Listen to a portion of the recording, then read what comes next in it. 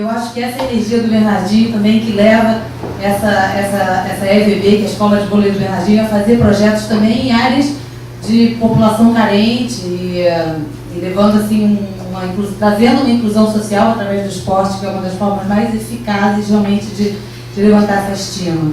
Então, eu vou deixar a palavra com vocês, que eu acho que tem muito a nos falar. Bernardinho, muito obrigada pela sua presença aqui com a gente. Bom, Deus, obrigado pelo convite. Assim, eu agradeço por vir aqui, eu não conheci o centro. Bacana poder dividir algumas ideias, enfim, algumas experiências. Vou falar um pouquinho dessa questão da experiência nessa área da inclusão social, dos projetos sociais, e o que me levou a isso, né?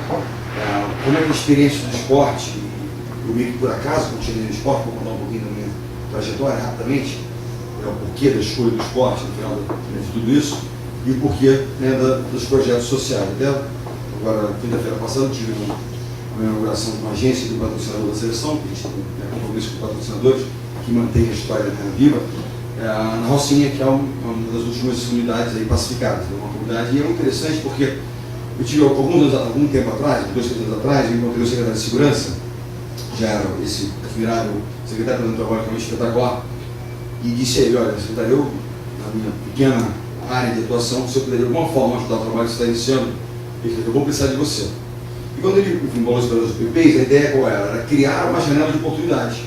Quando você vai, né, retoma um território, você cria uma janela para que os serviços voltem a estar presentes e com diversas atividades que possam estar capacitando e possam estar, de alguma forma, fomentando, né, o crescimento daquela comunidade, né, gerando disciplina também, gerando uma série de questões. E de lá, mudar de novo, não, abrimos já um núcleo no Complexo do Alemão, temos o Tavares Baixo, que é a nossa primeira experiência aqui no Rio de Janeiro, mas isso começou mais tempo do que apenas a EVB. A EVB surgiu, a Escola de Vôlei Bernardinho, porque eu acho que no Rio de Janeiro, eu sou carioca, passei um tempo fora, em Curitiba, italiano, mas Curitiba, muitas vezes eu vinha ao Rio e pessoal, nunca foi meu filho para jogar vôlei.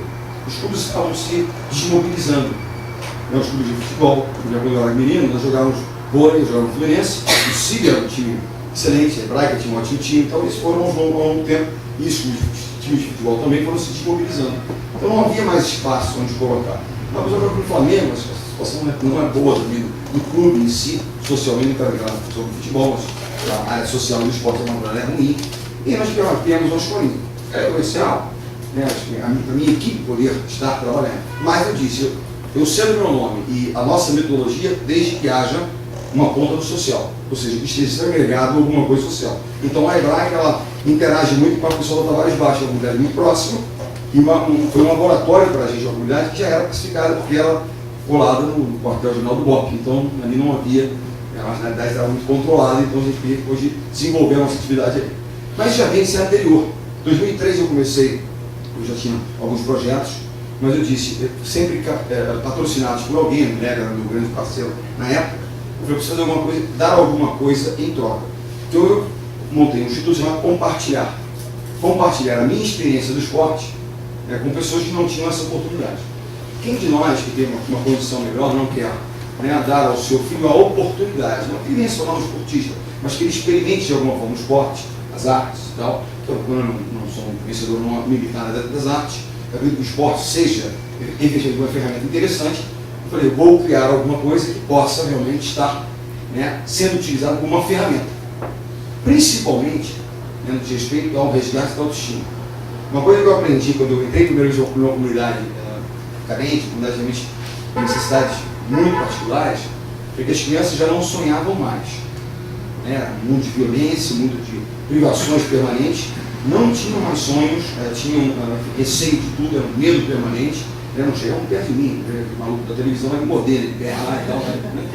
E depois de um tempo ligava para o celular, foi uma coisa de intimidade, né, incrível, porque resgate essa autoestima, quando a pessoa se sente respeitada, parte de algo.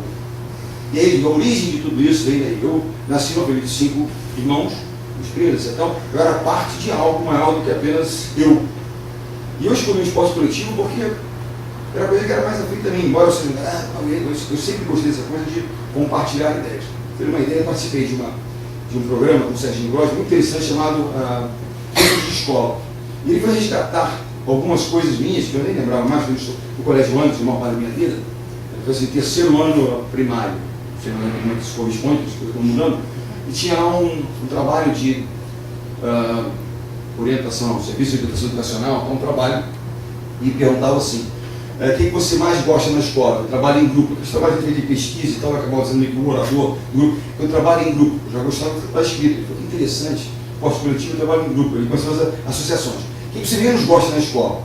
Eu estava na Praia de Botafogo, né, com anos ainda tinha na Praia de Botafogo, eu jogava no Fluminense, jogava vôlei no Fluminense já, aos 13, 14 anos, eu saía correndo, depois da aula, ia correndo até o Fluminense e ia treinar. E as terças e quintas, ou as terças-feiras, eu não gostava das terças-feiras, porque eu tinha uma aula a mais, que acabava às 5 as escolas, esse dia acabava às 15 para as 6. Eu chegava atrasado no dia treinar. Então, desde cedo eu desbloqueei. Treinar, meu mantra é esse, treinar, se capacitar. Eu sou viciado em treinamento, dizem os atletas, e é verdade, eu vou dizer o porquê. Né? Então a gente tem essa coisa, eu gosto pela preparação, pelo treinamento e pelo trabalho em equipe. Isso ele foi identificar, ele foi buscar um trabalho de juventude, assim, de adolescente mesmo. Então, eu dizia isso, eu queria poder, com aquela experiência que o esporte me trouxe, dividir isso com as pessoas. Porque jogar numa seleção, ter a oportunidade de participar de uma seleção brasileira, como trabalhar numa grande empresa, fazer parte de uma comunidade realmente especial, é um privilégio. Muitas vezes nós conquistamos, trabalhamos para conquistar esse privilégio, mas é um privilégio. E todo privilégio, ele vem acompanhado de uma responsabilidade. Nós vamos devolver alguma coisa.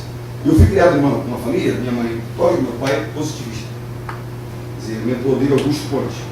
E tem um tripé que ele, desde cedo, ele dizia: 3 coisas como nós fomos educados. Primeiro, ele dizia, integridade moral.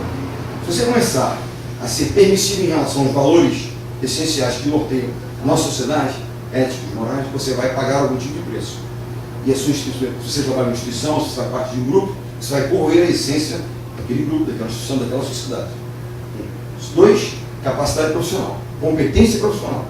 Se nós não nos tornarmos competentes, não vingaremos no mercado, não teremos oportunidades, vamos ser expurgados, não vamos ter condições de ser bem-sucedidos. E o terceiro, a solidariedade social. Entender que somos parte de algo muito maior do que apenas o nosso pequeno núcleo ou maior.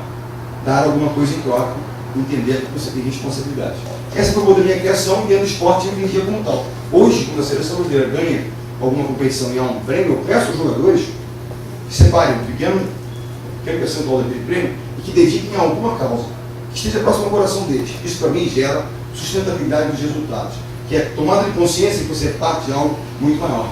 Você luta por uma causa, não apenas por ganhar, perder uma partida. Algo muito maior envolvendo essa história toda. Eu quero comprometê-los com algo muito maior.